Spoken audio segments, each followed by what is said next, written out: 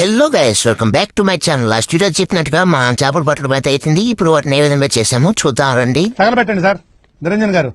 మా ఊరైతే చేపలు పట్టుకుని ఊళ్ళో తిరుగుతా ఉంటే ఒక్కల మీద రెండు ఎలా అరుస్తున్నాయో పిచ్చోడు అనుకోని.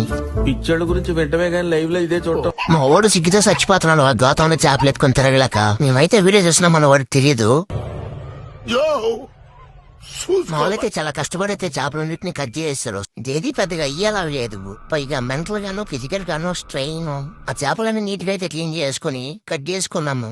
ఇప్పుడు చేపలన్నిటికీ మసాలా బాగా పట్టేటట్టుగా కలిపేసుకుని మొత్తం రెడీ చేసుకుని మా స్పాట్ కి అయితే వెళ్ళిపోతున్నాం. ఇప్పుడు ఫ్రై చేసుకోవడానికి మొత్తం రెడీ అయితే చేసుకుని ఫ్రై చేస్తున్నాం అన్నమాట. చూడండి, ఇదే మా షెఫ్ ఈ రోజుకి. చేపలైతే బాగా ఫ్రై చేసాము. చూడండి, చూస్తుంటే నేను ఎవరైతే ఊరిపోతుంది నాకైతే. అలా ఫ్రై అయిందో లేదో మా బంటి చూడండి అప్పుడే ఒకటి తినేస్తుంది దూడలాగా. మొత్తానికి ఫ్రై చేసాం. చీకటి అయిపోయింది అప్పుడే. చూడండి ఎలా ఫ్రై చేసుకున్నాము.